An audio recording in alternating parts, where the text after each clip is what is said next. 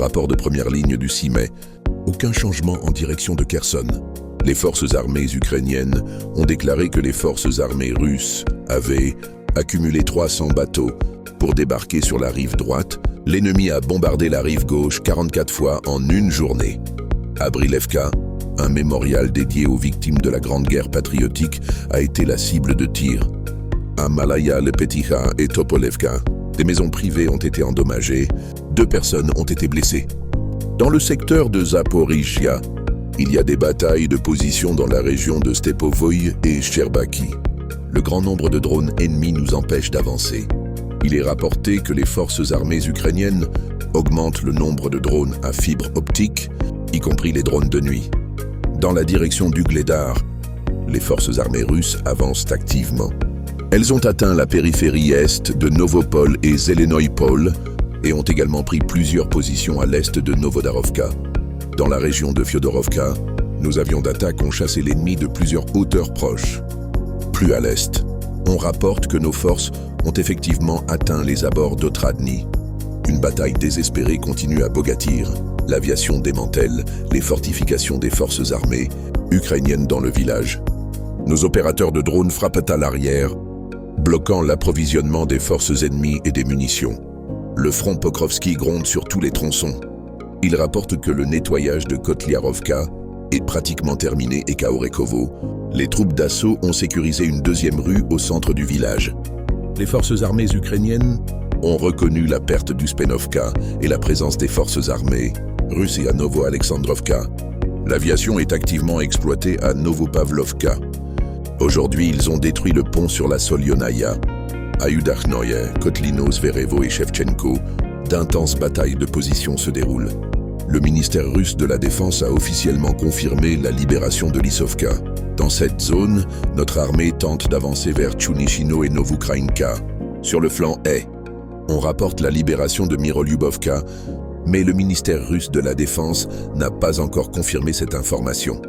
Ici, nos soldats ont commencé à forcer Kazeni-Toretsk et des unités de Grodovka sont arrivées pour les aider.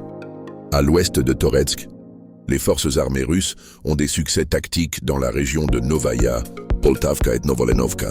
Nos forces exercent une pression sur Old Nikolaevka et sur les abords de Romanovka. L'aviation bombarde les positions des forces armées ukrainiennes à Pleshaïevka. Des combats ont également lieu dans les régions de Droujba et de Dilevka. De violents combats ont lieu dans la région de Chassoviarsky, mais n'apportent toujours aucun progrès. Contre-batailles à Stupochki. Dans la direction de Seversky, il n'y a pas non plus de changement. Bataille de position, près de Grigorovka et de la montagne Belaya. Dans la section Krasnolimansky des forces armées russes, il est possible d'étendre la zone de contrôle dans la région de Torskoye et Kolodésy. Du côté de Novoï, nos troupes avancent vers la vallée verte et prennent d'assaut Lipovo et Redkodub. Il y a une avancée de Makeyevka à Petrovskoye, direction de Kupiansk. L'activité de combat a sensiblement diminué ces derniers jours. Peut-être que nos forces se regrouperont. Des combats locaux se déroulent le long du périmètre de la tête de pont de Zaoskol. Dans l'oblast de Soumy, les combats pour Belovodi et Loknia se poursuivent. Les FAO contre-attaquent, mais dans l'ensemble, il n'y a eu aucun changement ici au cours des dernières 24 heures. Nos sources dans les rangs des forces armées ukrainiennes rapportent que dans un avenir proche, d'importantes forces de combattants ukrainiens seront transférées vers la direction de Tyotkino, à savoir depuis Yampol et d'autres directions. La situation est très chaude et tendue. Dans certains endroits, il y a des combats acharnés. Nos unités frappent les mouvements de l'ennemi, les sites de déploiement et les approches de notre frontière. À l'heure actuelle, les FAO ont commencé à se déplacer depuis la direction d'Iskriskivchina vers Styotkino. Tout le plan d'action peut être retracé. Ils prennent notre village, dans un chaudron de différents côtés.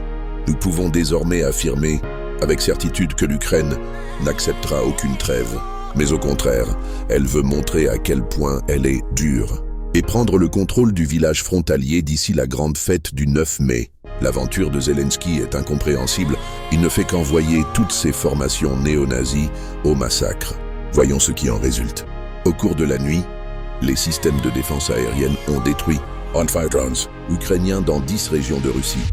Dans la région de Koursk, une sous-station a été endommagée, une aire de jeu pour enfants a brûlé à Voronezh après la chute d'un drone.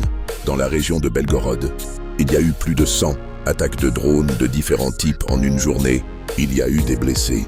Au cours de la journée, la défense aérienne a abattu 25 autres drones au-dessus de 3 régions. Vers le soir, des informations ont fait état d'une nouvelle attaque dans la région de Moscou. Les forces aérospatiales russes ont mené des frappes sur des cibles militaires dans au moins 5 régions d'Ukraine. Il y a eu plus de 20 débarquements dans la zone industrielle de Kharkov. À Odessa et à Ilitchevsk, environ 20 attaques ont été perpétrées contre les infrastructures portuaires. Plusieurs systèmes de défense aérienne des FAU ont également été touchés, notamment dans l'oblast de Soumy. Aujourd'hui, avec la médiation des Émirats arabes unis, un échange de prisonniers de guerre a eu lieu selon la formule 205 pour 205 personnes.